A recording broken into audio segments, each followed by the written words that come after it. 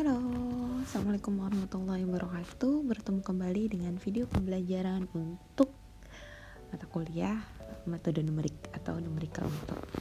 Kali ini bahasan kita yakni terkait dengan nonlinear equation, lebih tepatnya bagaimana sih cara mencari akar dari sarif polinomial kayak gitu.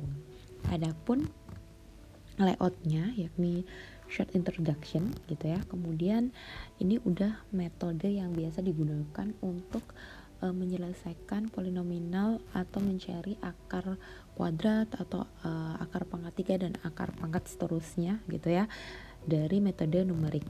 Sama nanti ada let's do exercise. Oke, langsung aja. Introduction to root of polynomial. Nah, biasanya buat apa sih pencarian itu gitu ya? Kenapa kita harus menggunakan metode numerik untuk mencari akar gitu ya? Karena gitu ya, polinomial itu kan nggak semuanya cantik gitu ya, nggak semuanya mudah gitu ya. Kayak misal x kuadrat min x plus nggak bisa min 6 gitu ya, kan kalau ini mudah gitu ya, 2x min 3 gitu ya. Akhirnya kita tahu analitiknya. Cuman kan gitu ya, ada beberapa polinomial yang dia terlalu banyak gitu ya, pangkatnya. Jadi dia kadang juga kalaupun dicari gitu ya, itu nggak seperti ini gitu ya. Bisa saja x1 kali x2 gitu ya, yang sama dengan berapa sih, minus b kurang lebih akar b kuadrat min 4c per 2a gitu ya, misal kayak gini ya. Jadi untuk menghindari seperti ini gitu ya, ada dua jenis pendekatan, ada dua jenis pendekatan untuk mencari berapa sih akar dari polinomial gitu ya. Yang pertama itu adalah metode tertutup atau closed atau bracketing method gitu ya. Jadi kalau metode tertutup itu kita memiliki batas atas dan batas bawah gitu ya. Misal ini batas bawahnya dan ini batas atasnya gitu. Nah, letaknya akarnya itu ada di antara dua batas ini gitu. Nah, biasanya metode ini itu selalu konvergen. Artinya apa sih gitu ya? Artinya dia akan selalu ada nilainya gitu ya. Jadi dia pasti akan mendekati akar yang sebenarnya gitu. Nah, yang lainnya itu namanya open method gitu ya. Jadi metode terbuka. Instead of menyediakan dua batasan gitu ya. Jadi kalau yang open method itu hanya satu aja sebagai first case-nya untuk mencari XX atau akar-akar yang lainnya kayak gitu. Nah, tapi metode ini tuh biasanya bisa konvergen atau bisa divergen. Kadang bisa nemu gitu ya sesuai dengan akar sejatinya, atau malah beda jauh banget gitu dari akarnya. Nah, kalaupun dia lebih cepat gitu ya, kalaupun dia sesuai dengan guess-nya itu, maksudnya nilai yang ini tebakan kita yang kita jadikan sebagai dasar untuk metode numerik kita, kalau emang dia konvergen biasanya dia cepet gitu untuk dapat akarnya kayak gitu. Artinya adalah less iteration. Mungkin masih agak ini kali ya, agak abstrak gitu, maksudnya apa sih gitu ya. Nah, oleh karena itu next slides gitu ya, itu bakalan ngomongin terkait metode-metode itu dan pengaplikasiannya. Nah, kalau yang tadi itu ada untuk yang close itu ada bisection, ada false position gitu ya. Tapi kalau yang open itu ada simple fix, ada Newton-Raphson, ada secant, ada multiple roots dan sebagainya. Unfortunately gitu ya, I only provide you some of the methods that maybe it's more common gitu ya, seperti bisection, kemudian Newton-Raphson dan secant. It doesn't mean that the other approaches itu nggak common gitu, cuman emang less preferable kayak gitu. Nah, pertama kita ke metode tertutup gitu ya, atau bracketing method gitu. Nah, biasanya kalau kita menggunakan bracketing method gitu ya, jangan lupa bahwa harus selalu ada dua batas gitu ya, lower and upper gitu kan. Nah, itu harus ada dua kondisi yang bisa terpenuhi gitu. Yang pertama adalah CFL gitu ya dikalikan dengan FU-nya itu kurang dari 0. Artinya apa? Ketika dia kurang dari 0 berarti ada akar gitu ya, dan akarnya bisa dalam bentuk ganjil gitu. Misal seperti ini gitu ya, karena ada plus gitu kan, ini nilainya plus, ini nilainya minus gitu ya, berarti ada akar antaranya gitu. Ataupun ini gitu ya, kalau kita misal jaraknya gitu ya antara lower dan upper tuh jauh banget gitu ya, berarti memungkinkan kita memiliki misal 3 akar in between those apa namanya those boundary gitu ya, jadi batas itu kayak gitu.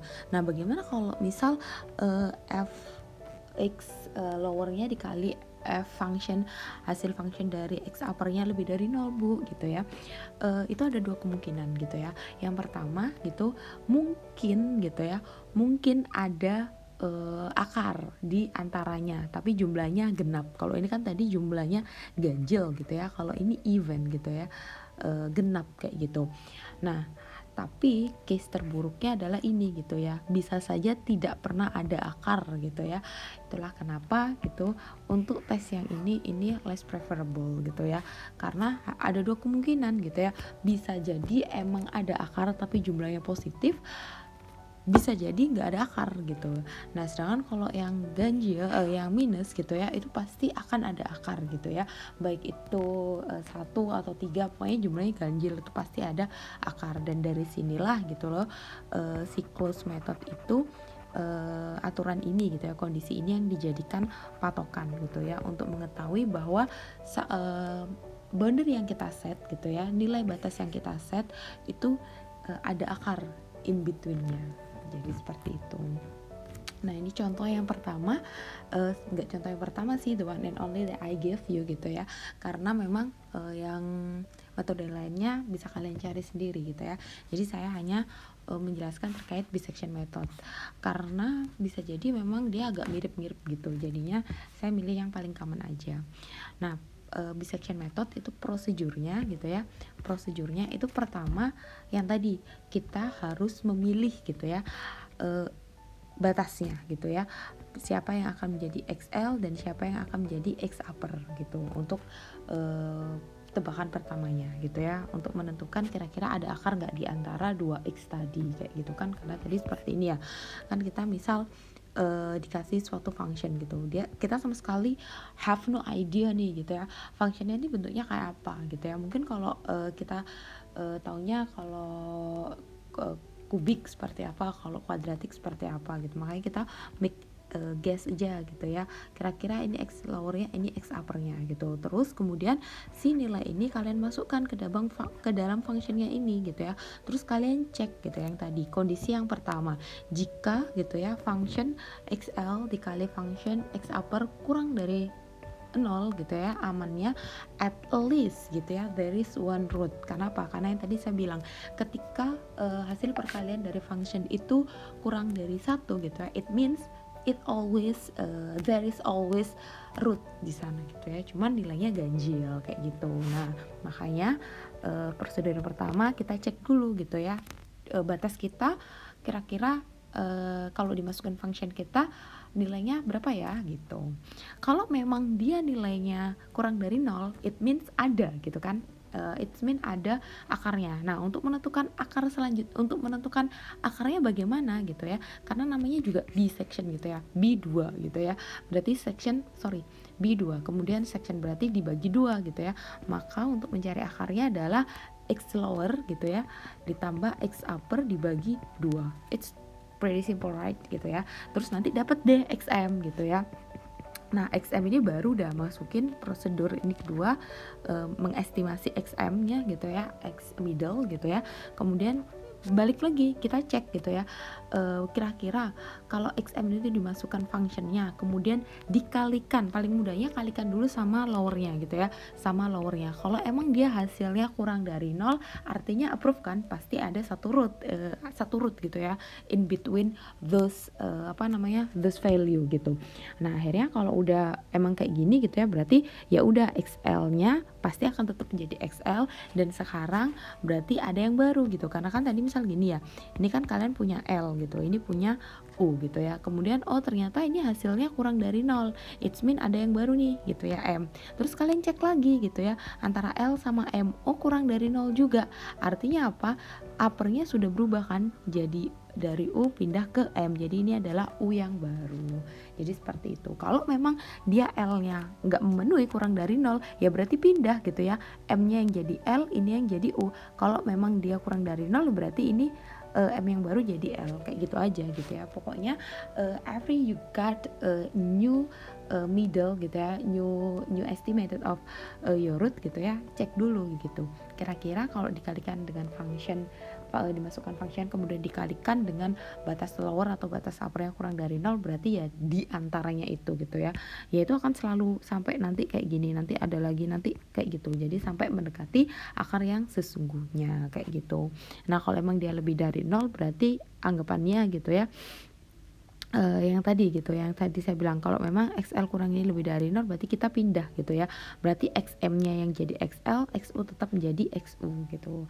Nah ini kemudian lakukan iterasi sampai gitu ya, sampai kapan sih kita melakukan iterasi Bu gitu ya, ya sampai kalian happy dengan error ya, karena kan kita tahu ya bahwa metode numerik itu selalu menghasilkan error gitu. Makanya kalau misal errornya misal diminta gitu ya, sampai errornya 1% gitu ya, berarti kalian cari si akar itu sampai ekornya 1%.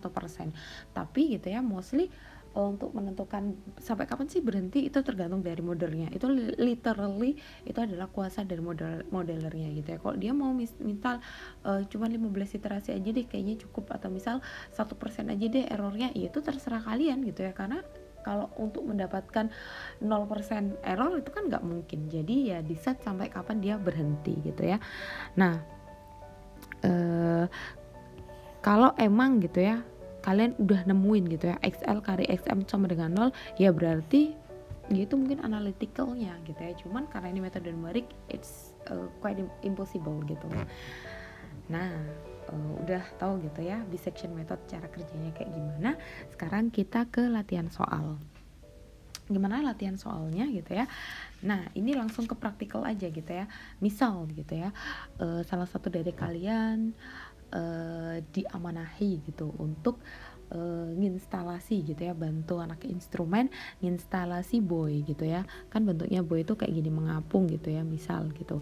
Nah kemudian buoynya itu memiliki gravity sekian gitu ya, dan kemudian punya radiusnya kayak gini bola gitu ya, itu 5,5 cm atau 0,055 meter kayak gitu. Nah kan masalahnya kalau buoy gitu ya, itu kan di setnya nggak boleh tenggelam juga nggak boleh ngapung gitu ya, it's submerged gitu ya. Kira-kira apa sih, melayang ya ya ya, sebagian ada di atas permukaan air, sebagian di bawah permukaan air. It's physical thing ya gitu ya, secara fisiknya seperti itu. Nah terus kalian disuruh nyari kira-kira gitu ya berapa sih kedalaman dari si X-nya gitu ya, si airnya gitu ya, si oceannya kayak gitu, sampai si buoy-nya ini bisa submerge atau tadi tenggelam sebagian kayak gitu, bila gitu ya fungsinya adalah diketahui seperti ini gitu. Nah coba dong cari berapa kedalamannya. Nah berapa kedalamannya ini bisa kita anggap sebagai akarnya gitu ya, jadi dari ini berapa sih nilai akarnya kayak gitu. Nah gunakan metode bisection gitu ya, kemudian conduct sampai 3 iteration, berarti ini kan jelas berarti i-nya sama dengan 3 aja gitu ya, dan kemudian hitung approximate errornya tiap kali iteration. Nah karena tadi gitu ya sudah dijelaskan gitu bahwa misal buoy-nya gitu ya mengapung, buoy-nya kan mengapung kayak gini ya, berarti kan ini radiusnya adalah 0,055 mm gitu kan, berarti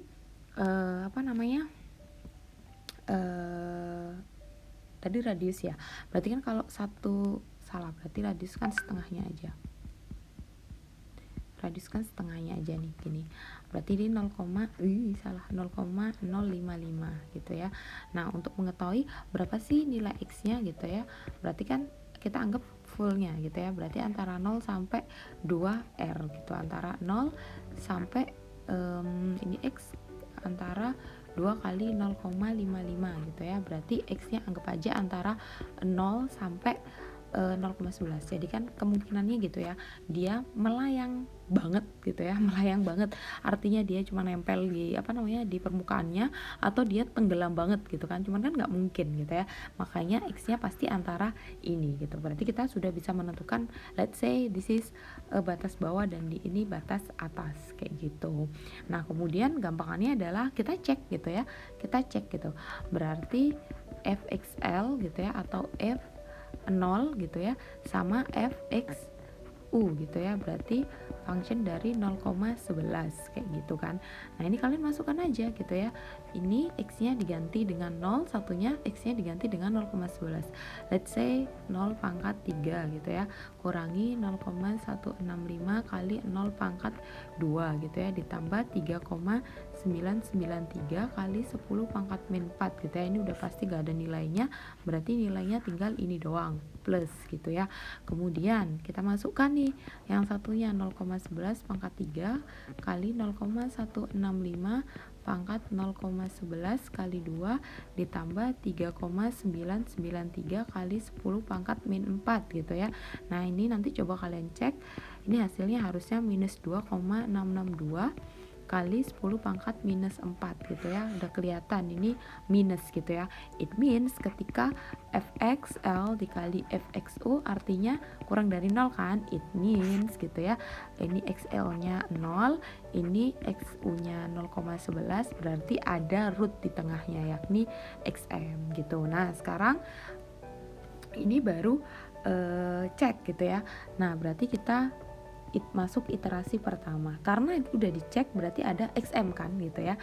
Xm nya berarti sama dengan xl ditambah xu dibagi 2, berarti 0 ditambah 0,11 dibagi 2 artinya 0,55 kayak gitu. Udah gitu ya. Terus kita cek lagi gitu ya, untuk ke iterasi kedua gitu ya. Nah, kita cek lagi gitu, sorry ya, nggak apa-apa lah ya gitu. Kita udah nemu tadi I sama dengan 1, xm nya sama dengan 0,55 kayak gitu. Nah, terus kita cek gitu ya, fxl nya berarti kan 0 gitu ya, tadi udah ketahuan itu 3,993 kali 10 pangkat minus 4, ini positif gitu ya. Kemudian kita cari xm gitu, xm nya adalah 0,55, kita masukkan tuh 0,55 dipangkatkan 3 ditambah dikurangin 0,165 kali 0,55 pangkat 2 ditambah 3,993 kali 10 pangkat minus 4. Ini hasilnya gitu ya. Ini hasilnya harusnya 6, coba kalian hitung gitu ya, entah bener atau enggak gitu. Ini harusnya seperti ini gitu. Loh, positif sama positif gitu. Ya berarti tadi kok saya boleh gambar gitu ya.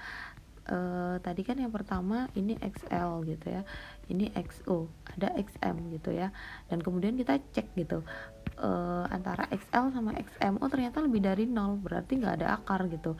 Berarti kita cari pilihan yang kedua, XM nya kita treat gitu ya sebagai kita lihat gitu, tadi berapa, fx nya positif gitu ya. Kemudian xu nya berapa tadi, fx nya itu yang ketika 0 gitu ya, x nya sama dengan 0, nanti kan jelas gitu ya hasilnya minus gitu. Nah, berarti di sini yang kurang dari 0, artinya apa, xm yang baru ini jadi xl, ini jadi xu gitu. Nah, masuk deh iterasi kedua gitu ya, berarti xl ditambah xu dibagi 2, dimana xl itu adalah xm yang baru gitu ya. Berarti xm yang baru tadi 0,55 ditambah 0,055 ya, 0,055 tambah 0,11 dibagi 2 kayak gitu kan. Itu berarti antara nilainya adalah 0,0825 kayak gitu. Nah, kemudian gitu ya, kita masukkan gitu, ya ampun maaf banget ya, tadi I sama dengan 1 itu xm nya sama dengan 0,055, I sama dengan 2, xm yang baru sama dengan 0,055 0,0825 kayak gitu kan. Nah sekarang kita masukkan fxm yang baru dengan nilai sekian masuk ke function sekian gitu ya. Coba kamu cari, harusnya dia minus 1,622 kali 10 pangkat minus 4 gitu. Dia negatif gitu ya, dia negatif. Kalau tadi kita ini gitu ya, ini XL yang lama gitu ya, ternyata dia ini XM gitu ya. Ini kan tadi lebih dari 0, berarti kita nggak bisa pakai gitu ya. Di sini yang ada gitu ya. Dan di sini jatuhnya 0,0825 gitu ya. Kemudian XU kita tahu tadi minus kan. Ini adalah positif gitu ya. Nah, sedangkan ini kita punya minus gitu ya. Kalau dia ketemu ini berarti nggak bisa gitu ya. Artinya apa gitu ya? Artinya adalah XL-nya itu adalah yang tadi 0,055, XM-nya itu adalah XU-nya adalah XM yang baru yakni 0,0825 kayak gitu kan. Nah dari sini gitu ya, lanjutkan gitu ya, iterasi ketiganya seperti apa gitu ya. Cuman wait kan tadi soalnya nggak hanya nyari iterasi ya, tapi juga cari nilai error. Kalau yang pertama tadi karena kita nggak memiliki nilai error sebelumnya, maka kita nggak bisa ngitung gitu ya. Astagfirullah, nggak bisa ngitung gitu. Nah makanya kita bisa ngitungnya itu adalah I sama dengan 1 itu 0,055, I sama dengan 2 itu 0,0825 kayak gitu kan. Nah akhirnya dari sini kita bisa ngitung tuh approximate errornya berarti adalah nilai XM new gitu ya dikurangi XM all gitu ya dibagi dengan XM new kali 100% gitu ya. XM new nya berapa? 0,0825 dikurangi 0,055 dibagi 0,0825 gitu ya kali 100% gitu. Nah nanti akhirnya ketemu harusnya 33,33% gitu ya. Lanjutkan deh sampai I sama dengan 3 gitu ya. Jangan lupa yang pertama cek prosedur. Ini adalah kunci dari bisection gitu ya. Lihat apakah fxl dikali fxu kurang dari 0 gitu ya. Kalau emang iya berarti ada akar di sana. Kalau ada akar di sana udah kita lihat xm-nya. XL ditambah XU dibagi 2 gitu. Terus ini dicek lagi gitu ya. Begitu seterusnya. Jadi seperti itu. It's pretty simple, right? Oke. Nah, masalahnya gitu ya, ada yang namanya problem kalau kalian menggunakan bisection gitu ya. Problem yang pertama gitu, yang tadi gitu, bisa jadi gitu kalian menemukan akar itu lebih dari satu. Either itu misal kayak gini, kayak yang tadi ya, either dia kurang dari 0 atau lebih dari 0, itu memungkinkan banget gitu ya untuk memiliki akar lebih dari satu. Tapi bedanya ini genap atau tidak sama sekali. Sedangkan kalau yang ini gitu ya, bisa jadi ada ganjil gitu kan. Berarti kan ada 135 itu mungkin banget gitu ya. Masalahnya kalau kalian menggunakan metode ini gitu ya, karena dia mendekati berapapun nilai akar yang mungkin di antara rentang itu gitu ya, itu hanya akan ada satu gitu ya yang bisa didekati sama metode ini gitu. Itu problem yang pertama.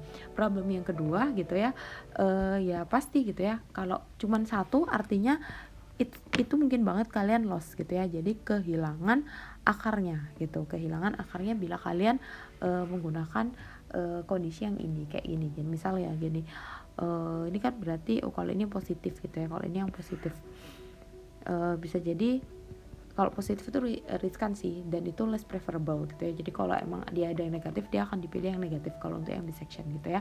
Makanya gimana caranya supaya saya tahu kira-kira ada berapa sih, atau bagaimana sih saya menentukan lower dan uppernya gitu ya. Nah yang pertama itu coba bikin dummy equation gitu kan, bisa ya kalian. Misal ini X gitu ya, ini adalah fx gitu.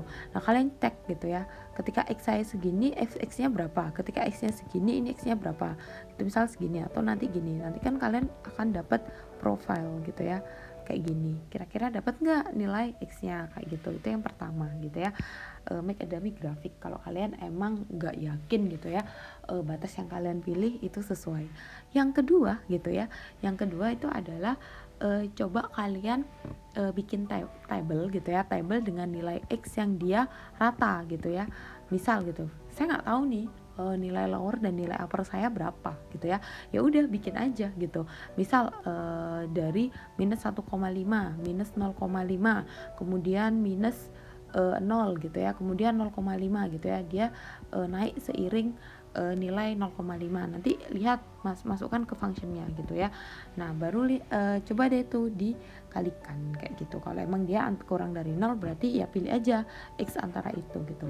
Kalau emang masih awang-awang, misal contohnya di sini gitu ya, misal di sini kita nggak tahu mau gasnya berapa sih gitu.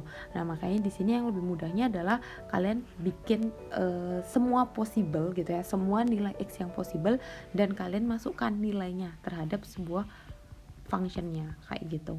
Nah ini nilainya kenaikannya gitu ya, itu rata gitu ya, atau fix gitu ya.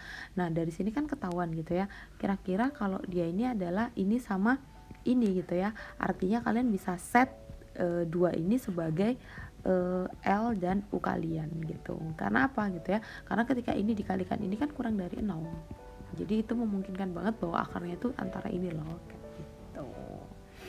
Nah ini coba just guess 2 points in which ini udah ketahuan gitu ya, berarti akan ada 2 gitu ya kemungkinan akarnya. Kemudian make another points between those 2 point with a fixed distance of 0,1. Kemudian kalian breakdown lagi tuh antara 0,67, kemudian ini lagi kalau emang mau melanjutkan. Oke, itu tadi udah terkait dengan bisection. Sekarang kita pindah ke metode yang kedua, yakni open gitu ya. Open itu ada Newton, ada secant gitu. Actually for open method it's much more many ways gitu ya, many approaches you can use it gitu. Cuman di sini yang tadi saya bilang saya hanya menggunakan 2. Yang pertama adalah Newton-Raphson. Newton-Raphson gitu ya, prosedurnya gimana Bu gitu ya. Karena kita memiliki rumusannya seperti ini gitu ya, maka mau nggak mau kita harus mencari turunannya. Ini yang bikin beda. Kalau yang tadi kan gampang ya, karena bisection ya udah cuma tinggal XL tambah XU bagi 2 gitu aja terus gitu ya. Sedangkan kalau Newton-Raphson nggak bisa gitu ya. Akar yang baru gitu ya, akar yang baru itu sama dengan akar yang ada atau first case-nya dikurangin nilai function dari akar yang sekarang dibagi dengan turunannya gitu. Jadi kalau kalian punya sebuah function, kalau mau pakai Newton-Raphson pastikan kalian tahu turunannya gitu. Nah ini sih yang memang agak ribet, nggak ribet karena apa gitu ya, karena ya kamu masih disuruh nyari turunannya gitu ya. Padahal sometimes ada loh persamaan yang dia susah untuk nyari turunannya kayak gitu. Yang pertama prosedurnya pastikan dulu kalian cari turunannya gitu ya. Nah yang kedua pilih initial guess anytime gitu. Anything pilih gasnya gitu ya, karena ini namanya juga open gitu ya, serah aja kalian coba gasnya berapa, karena kan tadi dibilang bisa konvergen bisa divergen gitu ya, jadi kayak tebak-tebakan kayak gitu. Nah baru estimate-nya pakai ini gitu ya. Nah habis itu compare deh antara yang X yang lama sama X yang baru, misal kayak gini gitu ya. Nah kemudian berhentinya gimana, ya udah kalau akarnya udah ketemu, atau misal kalau kalian udah satisfy atau happy dengan errornya gitu ya, masih yang sama dengan ini yang sama gitu ya. Nah di sini coba kita coba gasnya 0,05 gitu ya. Kalian bisa pakai gas manapun gitu ya, gas berapapun, tapi kita coba pakai ini gitu. Gimana caranya gitu ya? Ya yang tadi saya bilang gitu ya, pastikan kalian paham turunannya gitu ya. Udah dikasih ini adalah fx-nya, berarti turunannya it's quite simple gitu ya. Berarti 3x kuadrat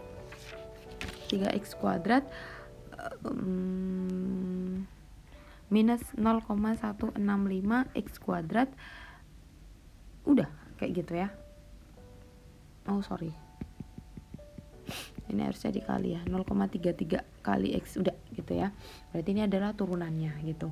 Kita kan tadi udah dapat first guess-nya gitu ya, itu x0 nya sama dengan 0,05.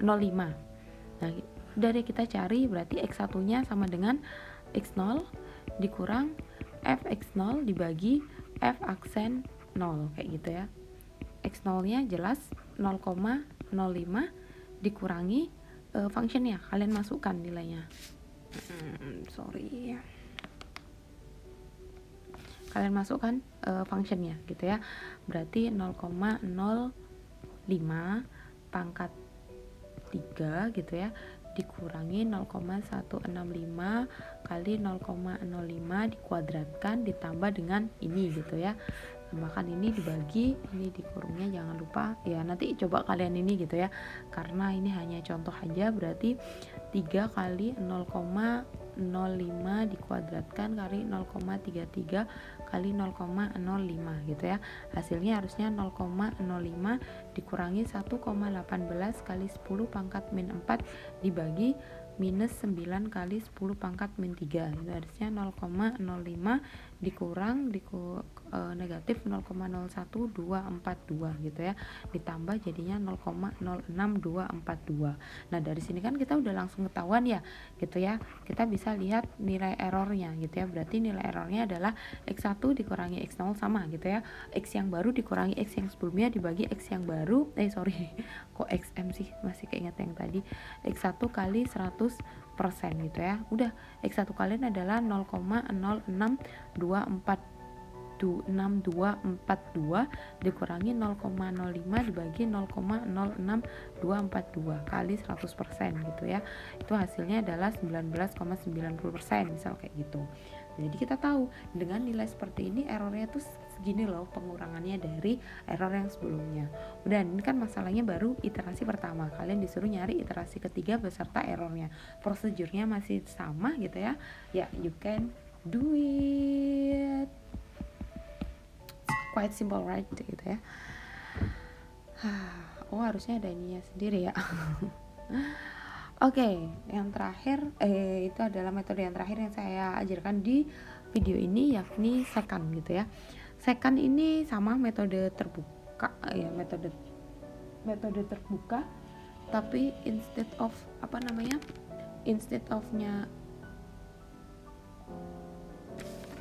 sorry. Bentar ya. Nah, instead of tadi nyari turunannya gitu ya, ini benar-benar cuman main di ininya aja gitu ya. Jadi kalau misal tadi nyuruh x1, berarti ini adalah x0 dikurangi fx0 gitu ya, kemudian ini x1 dikurangi x0, dan ini function gitu ya, x0 dikurangi f min 1 gitu ya. Jadi bedanya tadi gitu ya, kalau yang Newton kalian disuruh nyari turunannya, kemudian satu guess aja cukup gitu ya, satu first guessnya cukup. Sedangkan kalau second gitu ya, nggak perlu nyari ininya, cuman kalian harus tahu berapa x0 dan x min 1. Jadi guessnya harus ada dua gitu, ada dua nilai gitu ya, nilai saat ini dan nilai sebelumnya, karena kita nggak akan bisa ngitung kalau nggak ada nilai yang sebelumnya. Jadi kayak gitu aja. Jadi ini sebenarnya sama gitu ya, sama-sama open gitu ya, cuman approach-nya aja yang beda. Oke, exercise-nya adalah gitu ya, ini nggak akan ada ininya, silakan dikerjakan gitu ya sampai waktunya selesai. Yang pertama, second itu dapat nilai tadi gitu ya, dapat persamaan tadi gitu ya, xi plus 1 sama dengan xi xi plus 1 sama dengan xi dikurangi function xi dikali xi dikurangi x0 ya, xi dikurangi xi min 1 gitu ya, dibagi ya, saya nggak hafal, function xi dikurangi function xi min 1 gitu ya. Nah ini tuh sebenarnya ada nilainya, nggak langsung dapat kayak gini gitu ya. Itu bisa pertama dari geometrical, yang kedua dia turunan dari Newton-Raphson sama Lagrangian. Coba kalian cari bagaimana sih kok bisa second ini keluarannya seperti ini gitu ya. Ini yang pertama memudahkan untuk daripada kalian menghafal gitu ya, bisa pakai ini gitu ya. Ya meskipun I know sih mata kuliah saya nggak pernah ada yang close book gitu ya, semua open, silakan buka every source you have gitu ya, kecuali temen kayak gitu, mau buka catatan boleh, mau buka web boleh, gak jadi masalah gitu ya. Cuman kita harus tahu gitu ya, ini dapat dari sini gimana sih ceritanya gitu ya. Itu ada 2, coba dicari. Nah yang kedua gitu ya, sama kayak yang tadi, coba kalian cari nilai akar nilai x nya gitu ya, bila dikasihnya x0 nya sekian dan x min 1 nya sekian kayak gitu kan. Kalau yang tadi saya bilang gitu ya, second tuh setidaknya harus ada 2 poin gitu ya, x0 dengan x min 1 atau x1 dengan x0 kayak gitu. Nah yang terakhir gitu ya, kan kalian udah tadi dapat gitu ya antara biseksi 3 iterasi gitu ya, I-nya sama dengan 3, kemudian Newton gitu ya, I-nya sama dengan 3 kayak gitu kan. Nah yang terakhir gitu ya, coba dong compare gitu ya, compare antara ini yang second gitu ya sampai 3 juga, compare dong antara 3 metode ini gitu ya untuk mencari akar yang sama, untuk mencari akar dari fungsi yang sama gitu ya. Kemudian lihat gitu sampai kalian hitung gitu ya, bila gitu ya approximate errornya tuh sampai 0,1% gitu. Sorry, berarti nggak kayak gini. Ini saya balik gitu ya. Kalau tadi kan 3 iterasi. Nah, yang nomor 3 ini coba kalian hitung biseksi sampai approximate-nya 0,1%, kemudian Newton EA-nya juga 0,1%, second-nya 0,1% gitu. Terus kalian compare gitu. Kalau biseksi dia butuh berapa iterasi, kalau Newton dia butuh berapa interaksi, kalau second itu butuh berapa iterasi gitu ya. Terus nanti kalian cari deh kira-kira metode mana yang paling cepat untuk mendapatkan akar gitu. Kemudian why, alasannya kenapa sih kayak gitu. Finally, thanks for watching this video. Don't forget to practice more. Kurang lebihnya saya mohon maaf. Wassalamualaikum warahmatullahi wabarakatuh. See you, have a great day, and bye bye.